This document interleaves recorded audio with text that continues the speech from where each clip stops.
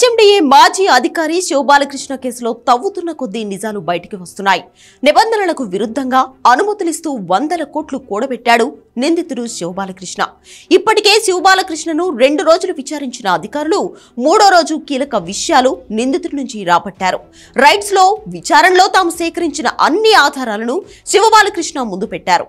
దీంతో వేరే దారి లేక చేసిన తప్పులు మొత్తం ఒక్కొక్కటిగా బయటపెట్టడం ప్రారంభించాడు శివబాలకృష్ణ. నిందితుడి పేరుపై మొత్తం 8 బ్యాంకు లాకర్లు ఉన్నట్లు గుర్తించారు అధికారులు. ఇందులో 3 లాకర్లు శివబాలకృష్ణ బినామీ భరత్ పేరుపై ఉన్నట్లు గుర్తించారు. రీసెంట్ గానే తన బినామీలుగా అనుమానిస్తున్న వ్యక్తులకు హోండా సిటీ కార్లు గిఫ్ట్ గా ఇచ్చాడు శివబాలకృష్ణ. కార్లు గిఫ్ట్ ఇవ్వడానికి కారణమేంటి, ఏ లావాదేవీకి బదులుగా కార్లు గిఫ్ట్ గా ఇచ్చారు అనే విషయంలో ఆరా తీస్తున్నారు.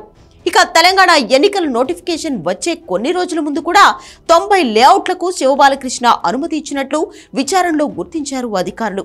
ఈ అనుమతుల్లో జరిగిన అక్రమాలను కూడా తవ్వుతున్నారు. కేవలం డబ్బు రూపంలోనే కాకుండా చాలా రూపాల్లో శివబాలకృష్ణ అవినీతికి పాల్పడినట్లు గుర్తించారు. అక్రమంగా సంపాదించిన డబ్బును శివబాలకృష్ణ రియల్ ఎస్టేట్ లో పెట్టుబడి పెట్టాడు. హైదరాబాద్ లో కేంద్రంగా పనిచేస్తున్న 2 ఇన్ఫ్రా కంపెనీలతో శివబాలకృష్ణకు సంబంధాలున్నట్లు అధికారులు గుర్తించారు. వీటిల్లోనే శివబాలకృష్ణ పెట్టుబడులు పెట్టినట్లు అనుమానిస్తున్నారు. శివబాలకృష్ణ మిత్రులు, బంధువులు, సన్నిహితులు అందరి ఇళ్లు, కార్యాలయాల్లో తనిఖీలు చేస్తున్నారు.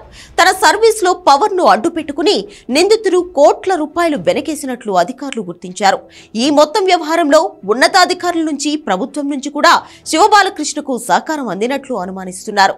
ఓ ఐఏఎస్ అధికారి శివబాలకృష్ణకు సహాయ సహకారాలు అందించినట్లు అనుమానిస్తున్నారు. ఓ మంత్రి అండదండలు కూడా శివబాలకృష్ణకు ఉన్నట్లు అనుమానిస్తున్నారు. ప్రస్తుతానికి ఆ ఇద్దరు ఎవరు అన్న విషయంలో ఇంకా ఎలాంటి స్పష్టత రాలేదు. కానీ త్వరలోనే వాళ్ల పేర్లు కూడా బయటికి వచ్చే అవకాశం ఉందని చెప్తున్నారు పోలీసులు. పూర్తి స్థాయి విచారణ తర్వాత చాలా మంది పెద్దవాళ్ల పేర్లు బయటికి వచ్చే ఛాన్స్ ఉంది అంటున్నారు. ఇప్పటికే వందల కోట్లకు పడగెత్తిన అవినీతి అధికారి శివబాలకృష్ణ కేసులో ఇంకా ఎలాంటి విషయాలు బయటికి వస్తాయో చూడాలి.